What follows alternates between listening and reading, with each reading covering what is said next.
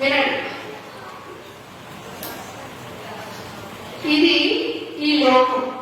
Glass దేనికి సింబాలిక్గా ఉంది అంటే ఈ లోకం. ఇది లోకం, అవునా?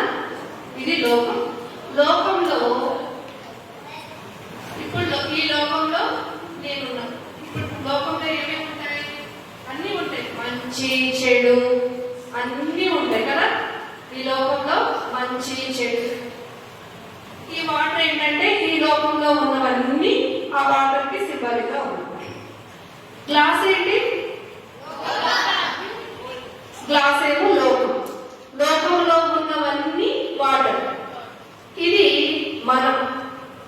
మనం ఈ లోకంలో ఉన్నాం. ఈ లోకంలో ఉన్నప్పుడు ఏమైంది? ఈ లోకంలో ఉన్నవన్నీ కూడా మనల్ని ముంచివేసి, అవునా? లోకంలో మునిగిపోయాం. అందరు చూడండి, మనం ఈ లోకంలో మునిగిపోయాము. ఇదేంటి చెప్పండి? సాల్ట్. ఈ సాల్ట్ దేవుడు. యేసయ్య ఏమన్నాడు? నేను ఈ లోకానికి ఉప్పై ఉన్నాను, అవునా? యేసయ్య ఉప్పై ఉన్నాడు. మనం ఈ లోకంలో ఉన్నాం. ఈ లోకంలో ఉన్న పాపాలు, మంచి చెడు అన్నిట్లో మునిగిపోయి ఉన్నాం.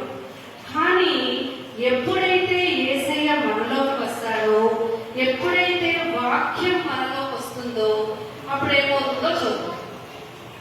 ఈ వాక్యం అనేటువంటి ఉప్పు యేసయ్యని ఇందులో వేస్తున్నాం. వాక్యాన్ని ఈ లోకంలో ఉన్న వాటిలో వేశాడు. ఎప్పుడైతే దేవుని వాక్యం ఇందులోకి వెళ్తుందో చూడండి ఏం జరుగుతుందో చూడండి.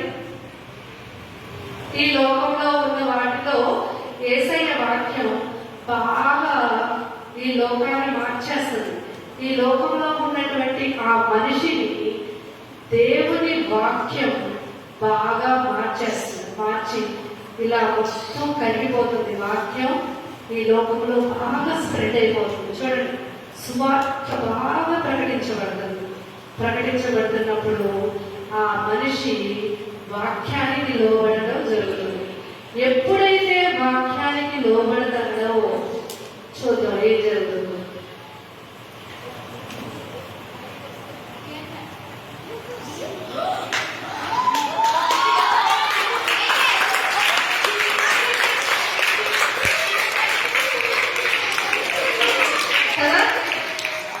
ఏమైంది?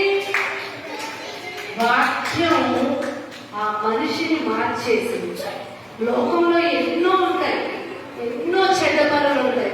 ఎన్ని ఉన్నా కూడా యేసయ్య మనలో ఉంటే వాటన్నిటినీ కూడా ఎదిరించవచ్చు, అవునా కదా? ఏమైందో చూడండి, పైకి వచ్చేసిందా? కనిపించిందా లేదా? మళ్ళీ కొట్టండి ఒకసారి. యేసయ్య గొప్ప కార్యం చేస్తున్నాడు.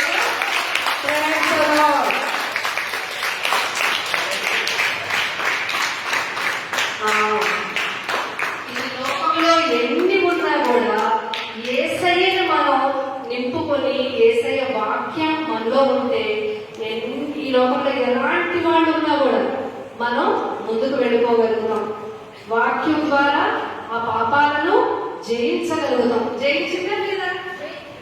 ఒక్క సాల్ట్, వాక్యం అనేటువంటి ఉప్పు. దేవుడు ఏమన్నాడు? ఈ లోకానికి నేను ఉప్పై ఉన్నాను. ఈ ఉప్పు దేవుని వాక్యం. దేవుని వాక్యం ఈ లోకంలో వేయటం వల్ల ఆ మనిషి ఈ పాపాలన్నిటి నుండి జయించి పైకి వచ్చేస్తాడు. ఎప్పటి ఈ లోకంలో మునిగిపోడు. వాక్యం అందులో ఉండటం వల్ల పాపంలో పడిపోయే అవసరం లేదు కదా. మనం కూడా అంటే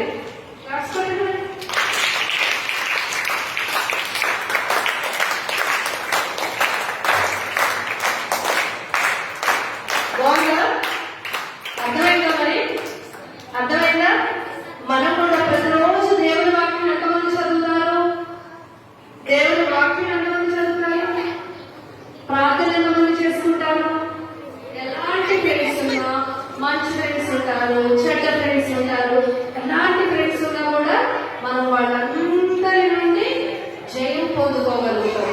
వాక్యం అనేటువంటి చేయండి చక్కగా. అవునా?